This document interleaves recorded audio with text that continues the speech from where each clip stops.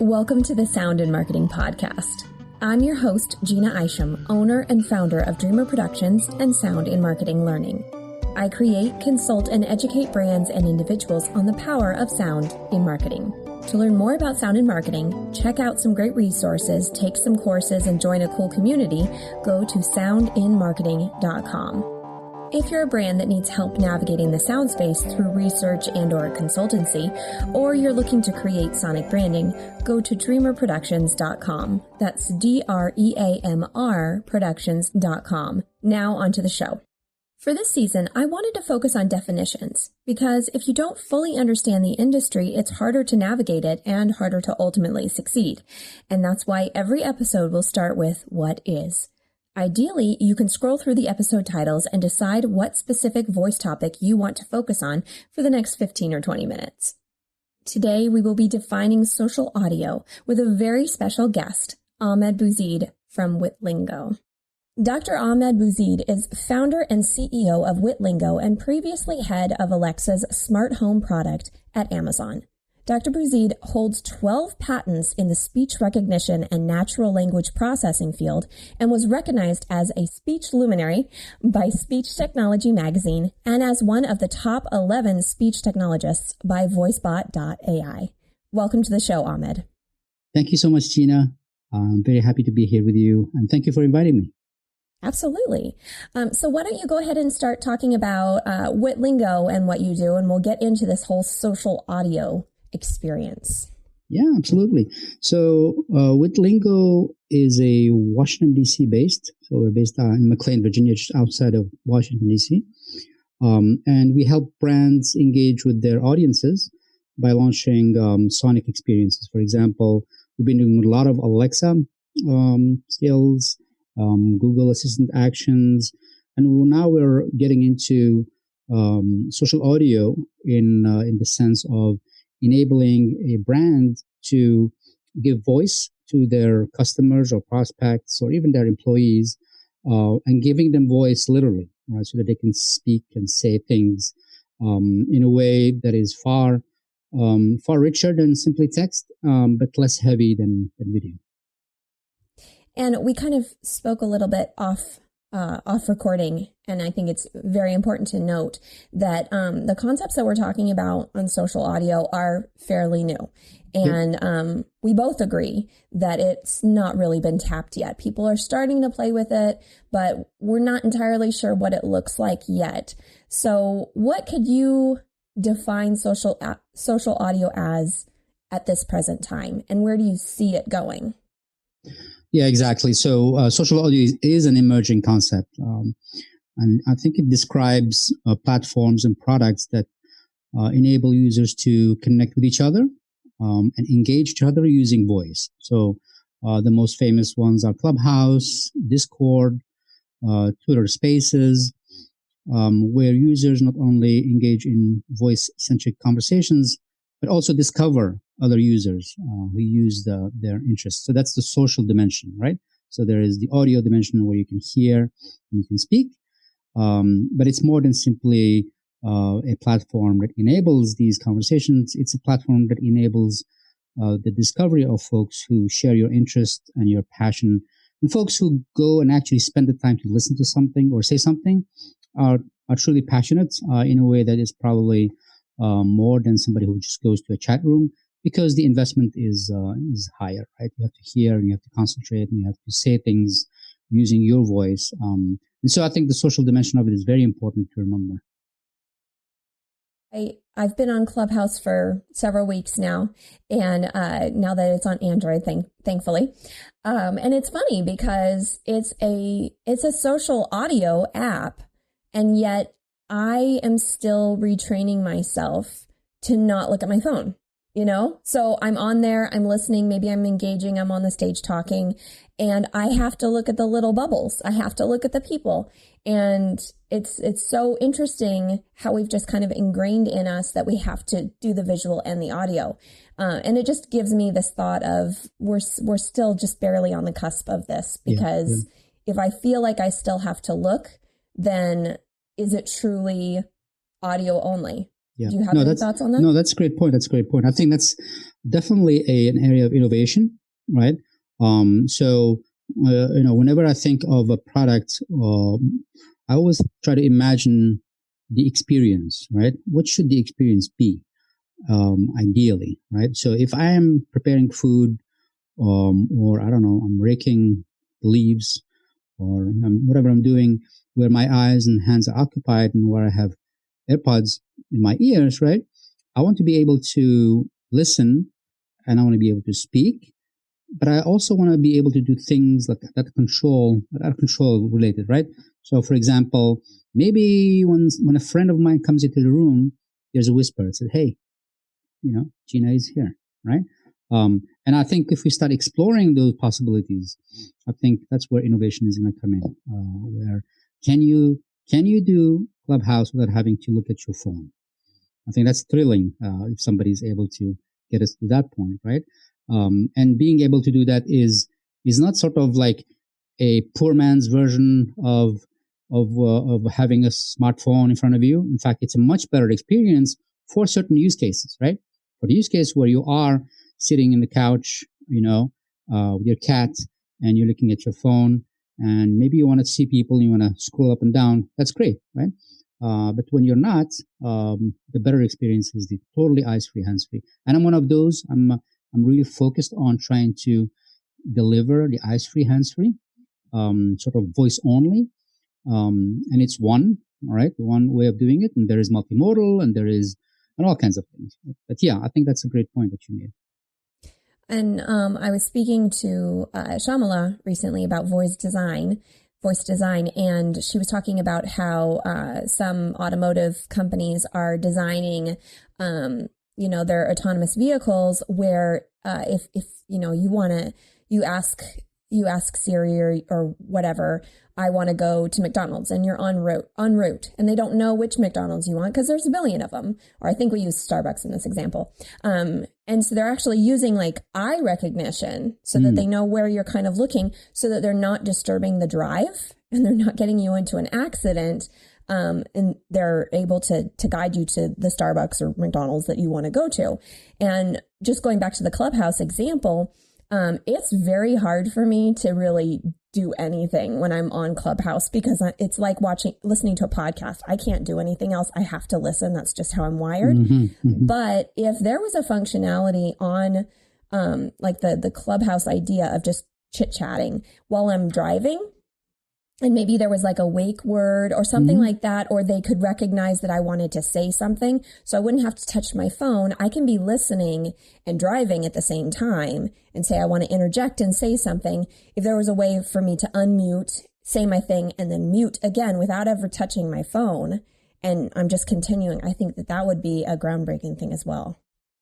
I mean, that's where voice user interface design comes in, right? That is very tricky, right? I think very tricky both in terms of designing the experience, but also in terms of implementing it, right? Because voice is so time dependent, right? So just like a second or half a second of not doing it right would create a little bit of a chaos, right? And I think that's why one of the reasons why Clubhouse went on the iPhone first. Because the iPhone is very controlled in terms of there's only one way of doing it, whereas the Android has many ways of doing it, right? Lots of devices and form factors. And the challenge that they solved with the iPhone is not trivial at all, right? I mean, you could have rooms with thousands of people listening. So bandwidth and audio and VoIP and all that, those are not easy problems to solve. And so that's why it took them quite a long time to get to the Android version, which is not typical of just a regular app. Usually they have the iPhone first or the Android first, and then maybe a couple of weeks later they have the other one, right? So yeah, so I think it's a hard problem, but all worthwhile problems are hard, right? All worthwhile things are hard to solve, and I think that's where the innovation will push. I think where we are today is still very much heavy on visual. I think all of us sort of grew up with visual. We're talking about you kids who are, the next generation. I think they will be where, which is great because they will be living more like we lived before the introduction of the smartphone, where we sort of interacted with the world naturally. We walked and we saw. We looked up. We looked up, right? We did. And I'm hoping this is just a phase. There's no reason why you should, look down just to, I don't know. Especially when you're crossing the street. Yeah. A lot of innovation is going to come in. And again, these are hard problems, but I think they're all solvable. I always go back to the internet. And when the internet came out, I was not an early adopter. I think we had a computer at one point, but that was because my dad all of a sudden had to start typing his reports. And so my mom helped him for work because he couldn't type. And the internet was something that you'd go to the library and check out time and you'd get 30 minutes and you could load 2 pages. Like that was what I remember the internet being. And I'm sure that I looked at that going, what is the point of this? This is just a waste of time. Like, what's the point? And I remember there's even a clip of, I think, Bryant Gumbel on Good Morning America where he's like, what is this internet thing that everybody's talking about? And you see something like that, and then it just exploded. And now, I mean, I can't imagine I couldn't do what I do without the internet. I feel like that's going to be the same thing with these new platforms for audio. It's just one sense of the internet, honestly. Absolutely, yeah. And I think,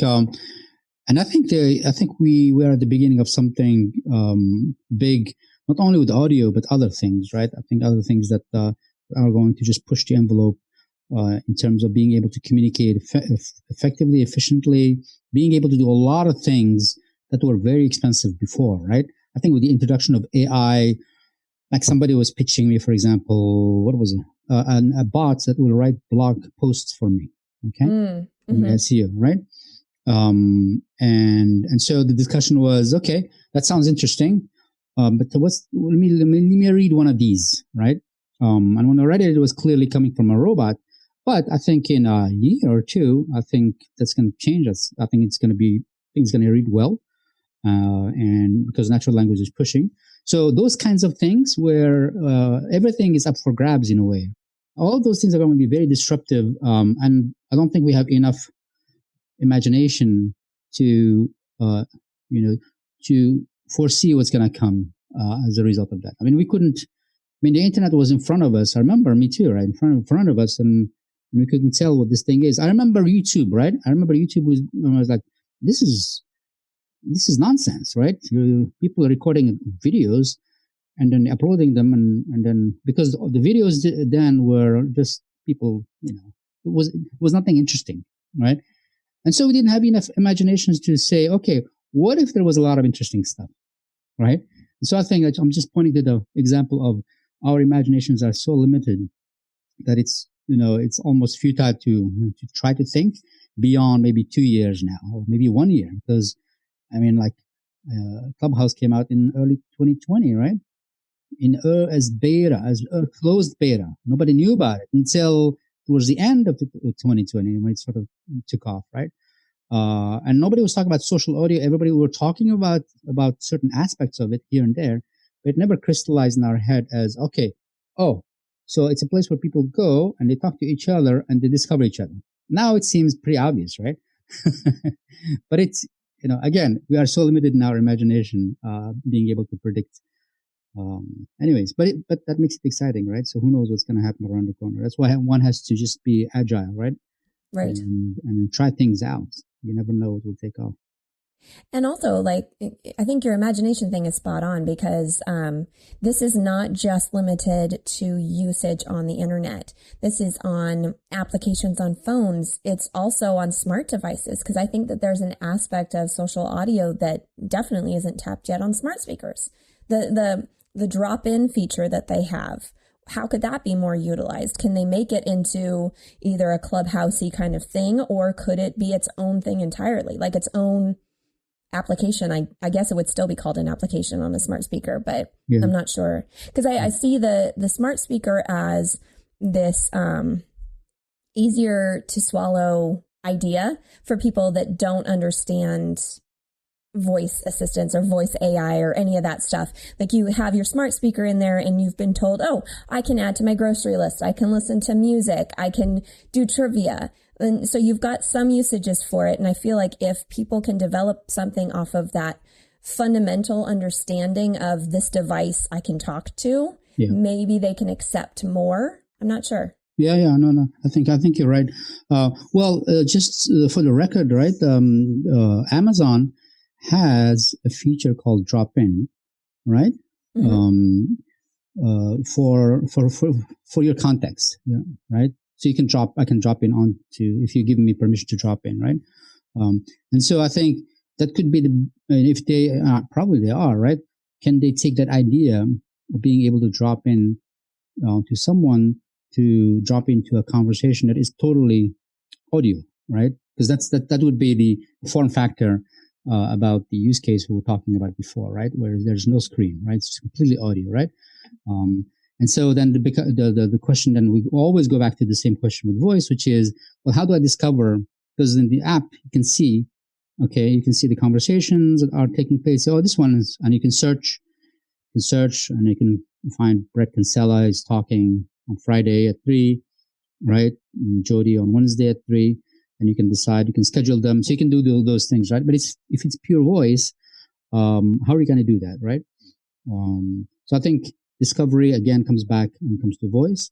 But I can see the form factor of the smart speaker being a very strategic place where one can start these audio only. You might say, I want to listen to anybody who's talking about, I don't know, about the Seattle Seahawks, right? And it says, okay, I have 3 conversations, one from this person, from this and that and that. Which one you want to listen to? This one. And they start listening, right? And then if they have, I think the hardware is there, or the features are there, you might be able to say, okay, I want to say something. Say, well, you are 3 in the queue, number 3 in the queue, right? Mm-hmm. And then 30 seconds before, say, okay, ready, get ready. It's going to be you. And then ding, ding, your turn. And then you talk, right? And something like that. So I think we're brainstorming already the solution. Well, I mean, like, the more I think about it, I'm just like, one thing that needs more thought process is not just functionality of devices, but where are those devices located, and what do you generally do in those locations? Exactly. So, like, me and people that are a generation behind me or a generation behind that would be more comfortable speaking in their living room than speaking to their phone or speaking to their computer. It's more natural, even though there's nobody there. That's the part that they'd have to get over. But like having that action in a common place where you do that action makes sense. I mean, you're spot on in my opinion, because this thing that we just described is sort of the combination of 2 things that that generation is very familiar with, right? Number 1 is the radio, right? And number 2 is the conference call, right? 3, 4, 5-way conference call, right? So it sort of brings those 2 together. So you're listening to a show and you're able to participate in a show, right? And that's I think that's sort of the leap there. But the rest is sort of, what has existed already. I think it would be great to lean on that stuff, right? People are calling clubhouses like the new radio, which is true. And they're calling it also the new conference call, which is true, right? Because you're just getting people together and you're listening to each other talk. And but as they say, there's nothing really new under the sun. But still, we managed to create new things, right? By just reconfiguring things, right? Repackaging them. Yeah. And I had a friend in college because I'm a composer. I write music. And she was always baffled by that. And she goes, how do you come up with more songs? There's so many songs out there. How is there another one? So it's like, it's just freeing yourself from the idea that this is it. Tune in next week to the Sound and Marketing Podcast for the conclusion to our conversation. And don't forget to subscribe to the podcast on all the major podcast channels. Share with your friends, follow, and rate. Spread the word because, well, more people should know about this stuff. I know you know that now. For any other inquiries, you can find me at Dreamr Productions, that's DREAMR Productions.com, or soundinmarketing.com, LinkedIn, Twitter, and Facebook. You can also email me at Jeanna, Jeanna, at dreamrproductions.com. All links will be provided in the show notes. Let's make this world of sound more intriguing, more unique, and more on brand.